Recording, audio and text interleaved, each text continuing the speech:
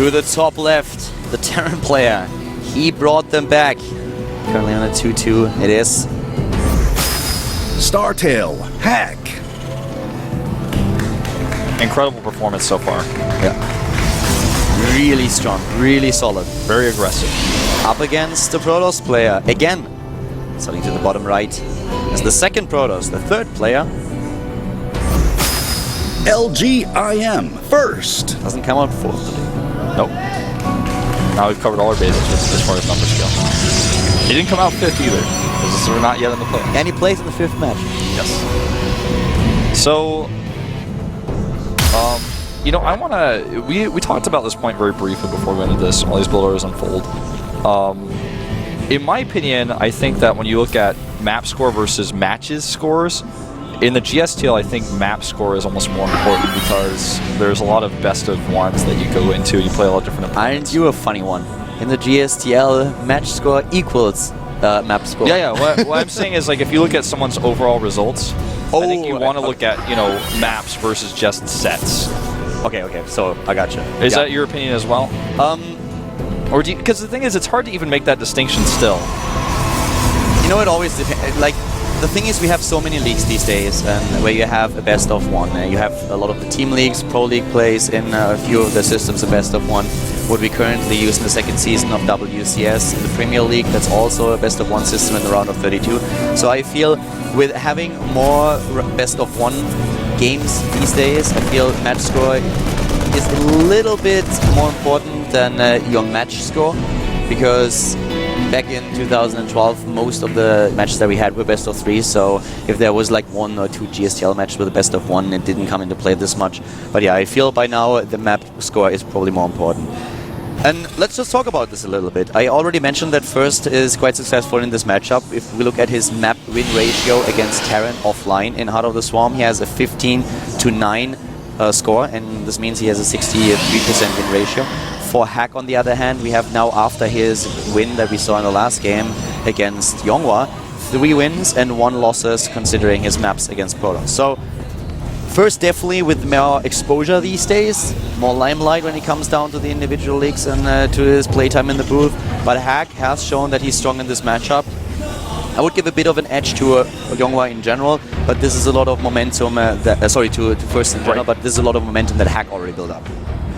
So, talking about the builders, we have more so the story that I was talking about developing last game, where you have the reactor go down.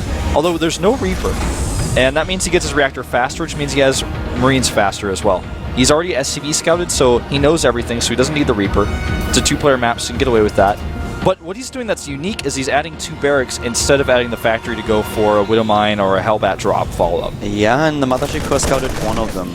I don't think... Did he see the second one? Could you double check? He did. And, you know, even if you see one, that kind of tells you that there's probably going to be 2. But he knows for sure even that there's 2. So this is a really important scout. That's so critical because now he doesn't have to worry about his base defenses. And he will probably add 2 gateways before Robo instead of adding the Robo before gates. But as I say it, he adds Robo first. Yeah, goes for the little risk that he has. Yeah, takes a calculated one. And he actually confirms that there are currently tech labs at the additional barracks that we have for Hack.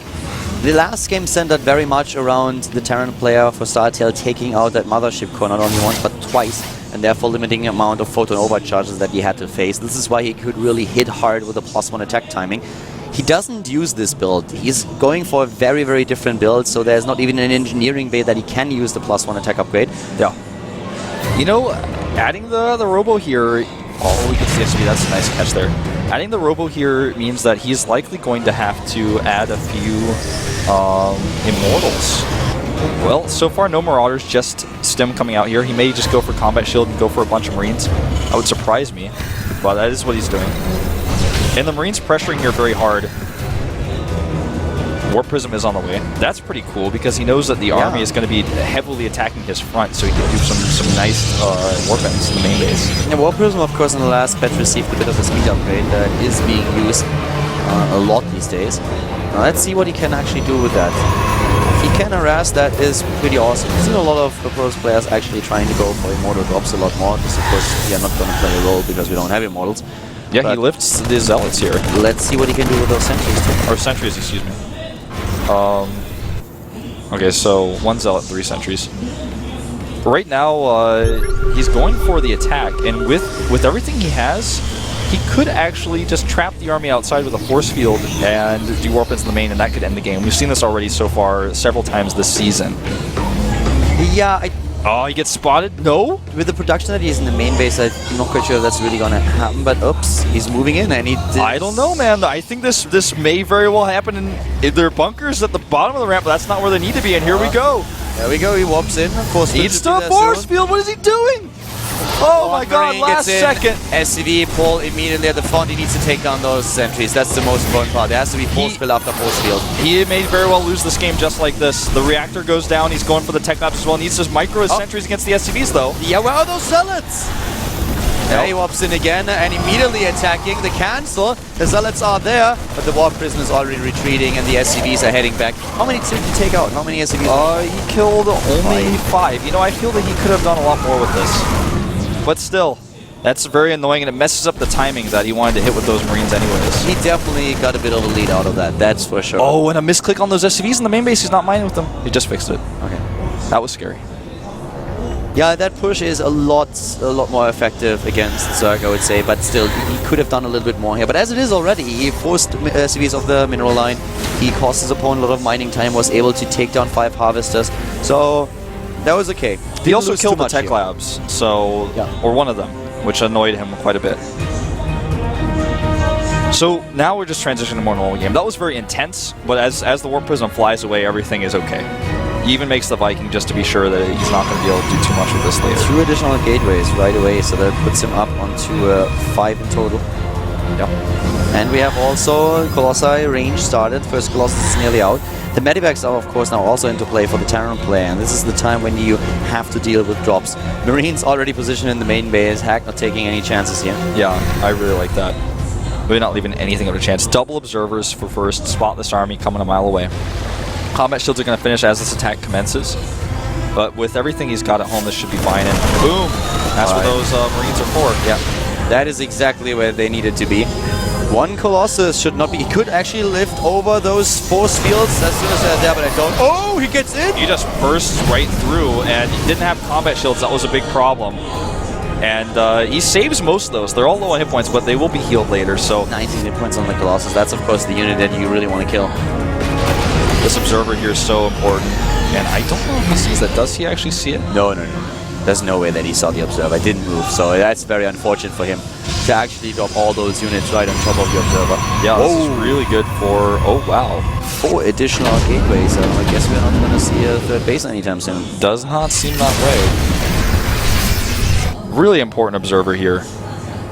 It's no coincidence. He has one on the right side just for this reason as well.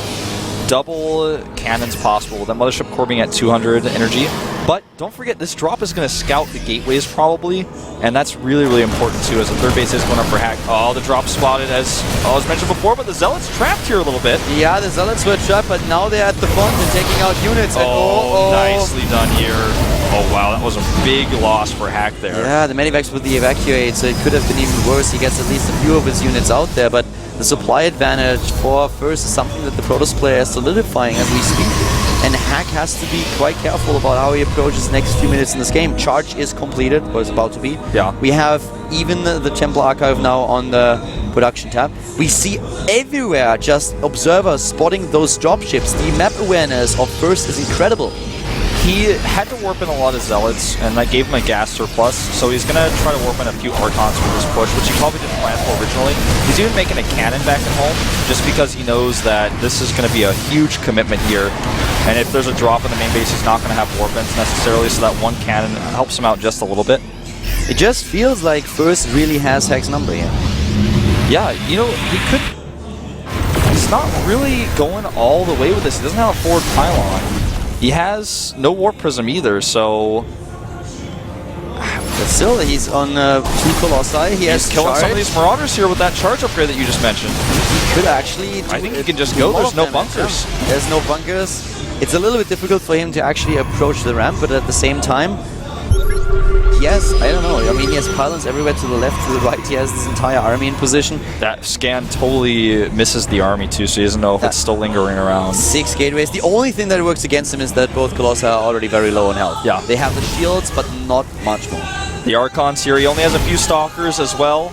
The Archon's really his anti-air against the Vikings. He goes in, wasting a lot of his charge here, though.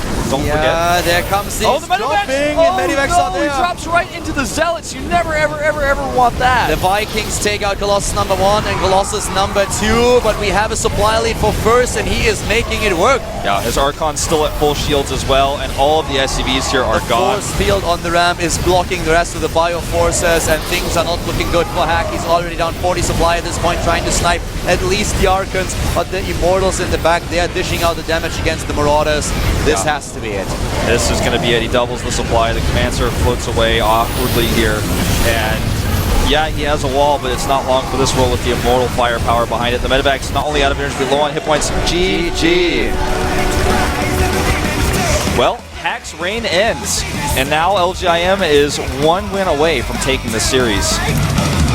Moving into the second place spot, also eliminating StarTale from the playoffs. Yep, that's what's going to happen if the last player is going to be taken out, so let's see what Life can do here. Yeah, it's all up to him now. There's still a possibility, however extremely slight, that Bomber comes out instead, but I'm feeling Life. I couldn't even put it into words how surprised that would be if Life is not going to be the next player, the final player for StarTale. I agree. He has to win 2 maps. He has to take out 2 opponents. Hack did what he needed to do, but now it's up to the 4th player. Everything rests on his shoulders. Yeah. First did a great job. Could be him. It could be Bomber. It could be Bomber. I think it's, in my mind, it's like less than a 15% chance that it's Bomber. 40-40. It's like, if you look at Bomber, he also has a tendency to, I just ignored that. It's like Golden comes out, and I'm like, how did you know? I feel like Bomber has also a tendency to choke sometimes if he comes out as the last player for his team. He's come out last and failed a lot of the time. You know, everybody remembers the GSTL finals where he was dropping mules on his opponent and then ended up losing the game. Life doesn't choke under pressure, almost ever. He's someone who's so confident, he's so young, and yeah, he's actually lost a lot recently, but even still, he's like, all right, I lost, but that's fine, I'm just going to become better and fix it. He's not like a hero or a creator where he's on a losing streak and he seems to be a little bit emotional about it. That's not Life. No, Life always finds a way, and he has to do it today if they want to go to the playoffs, and they are 1 map away from being eliminated from the GSTL for this season. FXO would be really happy about that. That would mean that they get the last playoff spot here. But the coach, of course, now making his decision. First is the opponent that the 4th player for StarTale has to overcome first, and then it's going to be maybe another Protoss. Yeah. We have so many players on the bench still for Team LGIM that it could be anyone. It's Squirtle, MC, it's Lucera, MVP. We have no idea who's going to be the last player for LGM, and we also don't know if they will need him. It all comes down to the last player for StarTale, what he can achieve today. Everyone is waiting for Life to be announced, and it could be a surprise, it could be Bomber, but we don't really see it. I don't think anyone would gamble on Bomber being the 4th player right now. Yeah. With how this match went so far, it kind of has to be Life. And Bomber stands up. Oh, They've called upon the Bomber. They're dropping him out of the airplane. He's skydiving down. No way. Really? With a Bomber. Terran player coming out 3rd, I wouldn't have bet a single cent on Bomber being the last player. Not a cent. I really thought they would save him for the individual league, that this was the decision why Hack came out. Oh wow, I did not see that coming at all. Bomber is a top tier player. In points, he's ranked 9th in overall WCS Korea. Look at his win ratio in GSTL, and I'm talking historically, I'm not talking about his skill, I'm talking about his nerves and everything else. Historically, he has only slightly over 50% win ratio in GSTL with 36 games played. So if you look at just his GSTL stats alone, he has failed a lot, but He could do it. It's all up to him now. Yeah. He's the last player. He's a strong player, but I'm very surprised to not see Life stepping into the booth. Bomber, once again, he is the final player for his team. A lot of responsibility on his shoulders now. Not what I expected, but let's see. He can pull it off. Can he take down first? We're going to find out after a short break. In 5 minutes, we are back with the GSTL, and then we have Bomber versus First as potentially the last match of today's GSTL match between StarTale and LGIM.